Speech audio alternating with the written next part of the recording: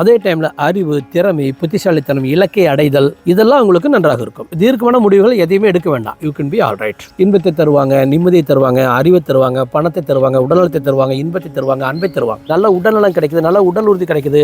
ஒரு greatest 1 year of your life. வணக்கம் நம்பளே, நான் உங்கள் ராஜன் பண்டிட். சிங்கப்பூரில் சவுத் சிங்கப்பூர்லேருந்து இந்த வீடியோ உங்களுக்கு வழங்கிட்டு இருக்கேன். இது ஏப்ரல் மாதம் 2025 தனுர் ராசிக்கு எப்படி இருக்குங்கிற பலன். இந்த மாத பலன் நான் ஏற்கனவே உங்களுக்கு விளக்க சொல்லியிருக்கேன். 8 கிரகங்களையும் க்ளோஸாக வாட்ச் பண்ணிடும். உதாரணத்துக்கு இப்போ செவ்வாய் எங்கே இருக்கான்னு கேட்டாங்க, தனுர் ராசியில் 8ஆம் வீட்டில் நீசமடைகிறார். சூரியன் எங்கே இருக்காருன்னா 4ஆம் வீட்டில் 5 கிரகத்தோடு சேர்ந்திருக்கார். சூரியன், புதன், சுக்கிரன், சனி, ராகு. இந்த 5 கிரகம் சுகஸ்தானத்தில் இருக்கிறான். 8ஆம் வீட்டில் செவ்வாய் இருக்கான், 6ஆம் வீட்டில் குரு இருக்கான். அப்போ பாருங்க, 5 + அந்த 2 இதுவோ கேது 10ஆம் வீட்டில். அப்போ இந்த 8 கிரகங்களுடைய பொசிஷன் உங்களுக்கு 13 ஏப்ரல் வரைக்கும் மீடியமாகவும், அதே சூரியன் பெயர்ச்சி அடைந்து 5ஆம் வீட்டில் உச்சமடைஞ்சிருவார். 14 ஏப்ரல் சித்திரை 1 ராயெல்லாம் இருக்கு. அப்போ நான் 2 பாட்டாக பிரித்து இந்த பலன் உங்களுக்கு தரப்போறேன். பாருங்க எவ்வளோ அழகா 13ஆம் தேதி ராத்திரி வரைக்கும் மீடியமாக இருக்குன்னு சொல்கிறேன் மகர ராசிக்கு, சரி தனுசு ராசிக்கு. அதன் பிறகு எக்ஸலண்ட்டாக இருக்குன்னு சொல்ல போகிறேன் தனுசு ராசிக்கு. அப்போ இந்த மாதிரி அழகாக கிரகங்களை பிரித்து எதுக்கெல்லாம் நல்லது கெட்டதுன்னு பார்த்து உங்களுக்கு சொல்கிற பொழுது இந்த வீடியோ பார்த்து நீங்கள் அழகாக தொடர்ந்து உங்கள் வாழ்க்கையை எடுத்துகிட்டு போகிறதுக்கு பயன்படும். ஃபைன் நம்பளே, வீடியோக்களை போகிறதுக்கு முன்னால் என்னோட யூடியூப் சேனல் சப்ஸ்கிரைப் பண்ணிக்கங்க, பெல் பட்டனை கிளிக் பண்ணிக்கங்க, நோட்டிஃபிகேஷன் போங்க, ஆல் நோட்டிஃபிகேஷன் கொடுங்க.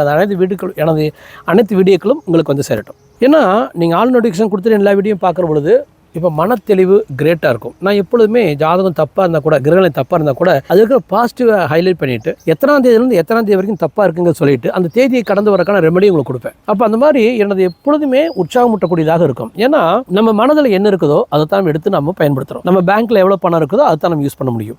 நம்ம என்ன படிச்சிருக்கோமோ அதான் நம்முடைய அறிவு. அது மாதிரி நம்ம மனது எவ்வளோ பலமாகவும் தெளிவாகவும் இருக்குதோ அவ்வளோ வெற்றியும் வாழ்க்கை நமக்கு கிடைக்கும். ஸோ உங்கள் மனதை பலமாகவும் தெளிவாக தான் என்னுடைய லட்சியம். ஓகே நம்பர்களே, முதல் 13 நாட்களுக்கான பலனுக்கு போகிறோம். முதல் 13 நாட்களில் சூரியன் 9க்கு அதிபதி 4ஆம் வீட்டில் இருக்கலாம், நல்லதுதான். அங்கே வந்து புதன் சுக்கரன் சேர்க்கை பொறுத்தவரைக்கும் புதன் சுக்கரன் அஸ்தமனம், அதில் எந்த குறையுமே இல்லை. சனி ராகும் சேர்ந்திருக்காங்க. ஆனால் சனி ராகு முதல் 3 டிகிரிக்குள்ள இருக்காங்க. சூரியன் வந்து உங்களுக்கு 14ஆவது டிகிரி வரைக்கும் போகிற வரைக்கும் அந்த எமோஷன் ஃபைட் உங்களுக்கு இருந்துகிட்டே இருக்கும். அப்போ என்ன அர்த்தம்னு கேட்டேன்னாங்க, முதல் 13 நாட்கள் உங்களுக்கு இன்பகரமான நாட்கள் சொல்ல முடியாது. சாப்பாடு, தூக்கம், துணிமணி, வண்டி, வாகனம், நிம்மதி, இன்பம், இந்த விஷயங்கள்ல நீங்கள் நல்லா இருக்க மாட்டீங்க. அதே டைமில் அறிவு, திறமை, புத்திசாலித்தனம், இலக்கை அடைதல் இதெல்லாம் உங்களுக்கு நன்றாக இருக்கும். ஏன் அப்படி சொல்றேன்னா 9 சூரியன் 2ஆம் வீட்டில் இருக்கனால இலக்கை அடைய முடியும் உங்களால். அடுத்து என்னதான் இருந்தாலும் உங்களுக்கு வந்து புதன் வந்து கேந்திரம் போறது நல்லது. சுக்கிரன் வக்கரம் நீசம் அடைகிறது நல்லது, உச்சமடைஞ்சிருக்கான் அதுவும் நல்லது. சனி ராகு 4ஆம் வீட்டில் இருக்கிறாங்க. ஆமா, அதாவது சந்தோஷத்துக்கு கேடு, அதனால சந்தோஷத்துக்கு கேடு நான் உங்களுக்கு சொல்றேன். இதை தவிர இந்த 13 நாட்கள்ல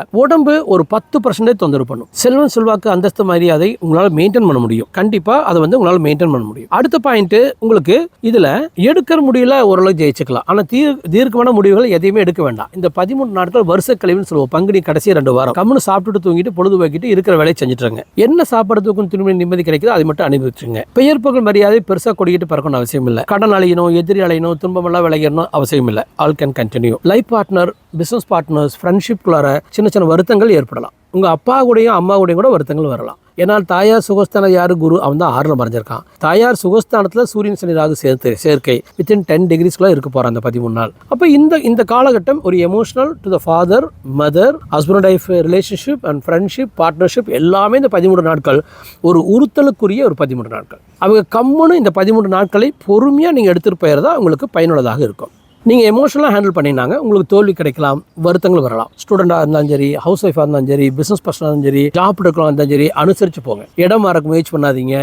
லாங் ட்ராவலிங் வேண்டாம். நைட் ஹவர்ஸ் எமோஷனலாக இருக்காதீங்க.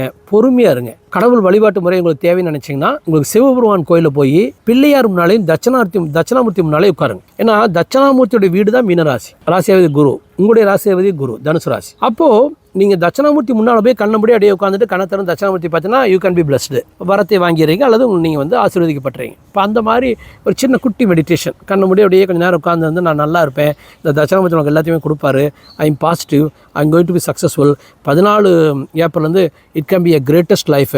அப்போ இந்த 13 நாட்கள் நான் எந்த ஒரு ஹர்ட்டும் இல்லாமல் நான் கடந்து போகிறேன் அப்படின்னு நீங்கள் ப்ரே பண்ணிக்கிங்க. You can be all right. அவ்வளோதான், எளிதாக கடந்து வந்துடுறீங்க. இல்லை பக்கத்தில் எனக்கு பெருமாளை ரொம்ப பிடிச்சுன்னா போய் மகாலட்சுமி முன்னால் போய் உட்காருங்க. திருப்பதி பாலாஜி உங்களுக்கு ரொம்ப பிடிக்கணும், அலமேலுமங்கை தாயார் முன்னால் போய் உட்காந்து இதே மாதிரி கண்ணை மூடி உட்காந்துட்டு அப்படியே கொஞ்சம் நேரம் கழிச்சு கண்ணை திறந்து அலமேலுமங்கை தாயார் பாருங்க, மகாலட்சுமி பாருங்க.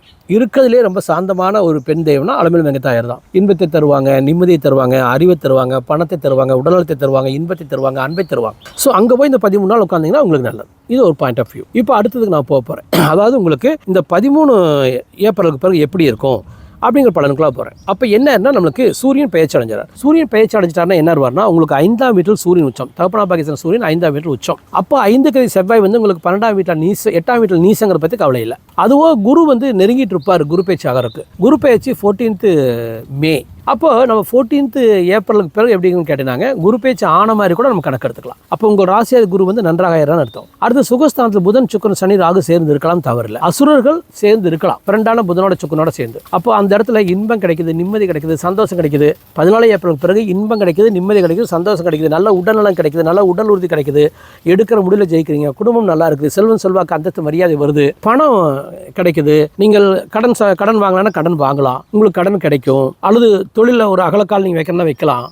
எதிர்பார்த்த வாழ்க்கை உங்களுக்கு கிடைக்கும். இல்லை நான் ஜாப் இருக்கேன்னா உங்களுக்கு ப்ரொமோஷன் கிடைக்கலாம், ப்ரொமோஷனுக்கான ஆப்ஷன்ஸ் கிடைக்கலாம், இடமா இருக்கான ஆப்ஷன்ஸ் கிடைக்கலாம், அதிக பணம் கிடைக்கிறதுக்கான ஆப்ஷன் கிடைக்கலாம், எக்ஸ்ட்ரா லோன் கிடைக்கலாம், பழைய லோனை அடைக்கலாம், வண்டி வாகனங்கள் வாங்கலாம், சொத்து விருத்தி பண்ணலாம், சுக விருத்தி பண்ணலாம். உங்கள் உடல் வந்து உடலும் மனமும் உள்ளமும் குதூகலமாக இருக்கும், மனைவியோட பியூட்டிஃபுல்லாக இருக்கலாம். புதன் சுக்கரன் சேர்க்கை 7 புதனோட சுக்கரன் சேர்ந்து சுகஸ்தானத்தில் இருக்கிற பொழுது மனைவியோட நண்பர்களோட கூட்டாளிகளோட ஒரு பியூட்டிஃபுல் லைஃப் வாழ போகிறீங்க. எங்காச்சும் நல்ல ஜாலியாக ஒரு டூர் போயிட்டு வாங்க. நீங்கள் கோயம்புத்தூர் சைடில் இருந்தீங்கன்னா அப்படியே ஊட்டி போயிட்டு வாங்க, இதில் மதுரை சைடில் இருந்தால் கொடைக்கானல் போயிட்டு வாங்க. நல்ல இன்பமாக இருங்க, நிம்மதியாக இருங்க. இந்த 17 நாட்களில் இன்பமாக நிம்மதியாக இருந்தீங்கன்னா உங்கள் மனசுக்குள்ள கொண்டு போய் இன்பத்தையும் நிம்மதியை விதைக்கிறீங்க. அது பல இன்பத்தையும் நிம்மதியும் தரும். அது பண இன்பத்தை தரலாம், அது சாப்பாடு இன்பத்தை தரும், அது உறவுகள் இன்பத்தை தரும். ஒரு இன்பம் விளைக்கிறீங்கன்னா அதே இன்பம் தான் முளைக்க சொல்ல முடியாது. நைட்டில் போய் ஒரு டின்னர் சாப்பிட்றீங்க, பியூட்டிஃபுல்லாக டின்னர் சாப்பிட்றீங்க. நீங்கள் வந்து அங்கே ஒரு 2000 ரூபாய்க்கு நீங்கள் சாப்பிட்றீங்கன்னு வச்சுங்க ஃபேமிலியோட. அந்த 2000 ரூபாய் திரும்பி வரும்னு அர்த்தம் இல்லை. அந்த 2000 ரூபாய் உங்களுடைய 2 கோடியாக கூட இருக்கலாம். ஏன்னா அன்னலட்சுமி நீங்கள் மதிக்கிறீங்க, ஒரு ட்ராவலிங் மதிக்கிறீங்க, நல்லா சாப்பிட்றீங்கன்னா அந்த இன்பம் பல இன்பங்களை உங்கள்கிட்ட கூட்டிகிட்டு வரும். ஆக பியூட்டிஃபுல்லான எதிர்காலத்தை நோக்கி போன பயணத்துக்கு இது உங்களுக்கு பயன்படும். இந்த 14 நாட்கள் நம்மளே இந்த வீடியோலாம் உங்களுக்கு கொஞ்சம் லேட்டாக வந்துட்டு இருக்கோம். காரணம் லாஸ்ட் 3-4 டேஸ் சிங்கப்பூரில் ஹெவி ரெயின். ஒவ்வொரு நாளும் முயற்சி பண்ணிட்டு எங்களால் ரெக்கார்டு பண்ண முடியல. From 27th onwards, March 27th.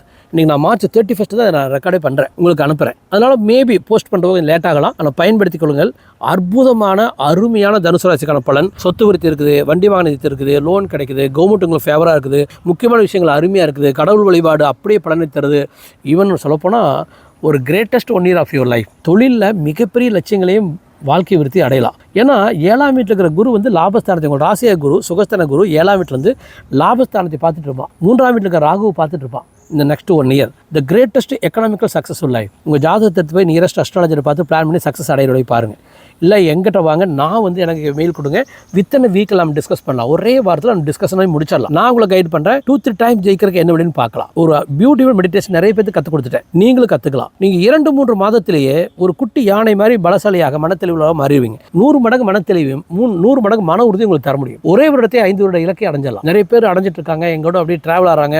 Extraordinary லைஃபை நிறைய பேர் வாழ்ந்துட்டு இருக்காங்க எங்களோட தியானத்தை கற்றுட்டு. ஸோ இந்த மாதிரி நீங்கள் கற்றுக்கிற பொழுது என்ன ஆயிருன்னா ஆல்ரெடி உங்கள் ஜாதகம் 2-3 மடங்கு ஜெயிக்கலாம் தான் இருக்குது. இப்போ நான் கொஞ்சம் புஷ் பண்ணேன்னா அது 2-3 மடங்கு இன்னும் 2-3 மடங்கு மாறிச்சுன்னா you can get more then 10 times success easily. ஒரு மைல்டு புஷ் போதும். இப்போ உதாரணத்துக்கு எதிர்த்து நீந்தறதுக்கும் ஆட்டோட போறதுக்கு உள்ள வித்தியாசம். ஆட்டோட நீந்திட்டு போனால் எளிதாக நீந்திட்டு போகலாம். அப்போ உங்கள் விதியோட ட்ராவல் பண்ணுறது நான் உங்களுக்கு சொல்லித்தரேன், மெடிடேஷன் சொல்லித்தரேன். ஒரு பியூட்டிஃபுல் லைஃப்குள்ளார நீங்கள் வரலாம். என்னை பயன்படுத்திக் கொள்ளுங்கள் நம்பர்களே. அல்லது உங்களுக்கு ஒரு மென்டர் இருக்காருன்னா கேரியான். Mentor is always essential. We need. எனக்கு எங்கள் அப்பா மென்டர், எல்லாம் தெரிஞ்ச ஒரு தத்துவ ஞானி. என்னுடைய மனைவி மென்டர், எல்லாம் தெரிந்த ஒரு தத்துவ ஞானி. அவங்க கைட் பண்ணதுனால தான் இந்த இடத்துல நான் உட்காந்துருக்கேன். We need a guide. I can guide you. Thank you நம்பர்களே.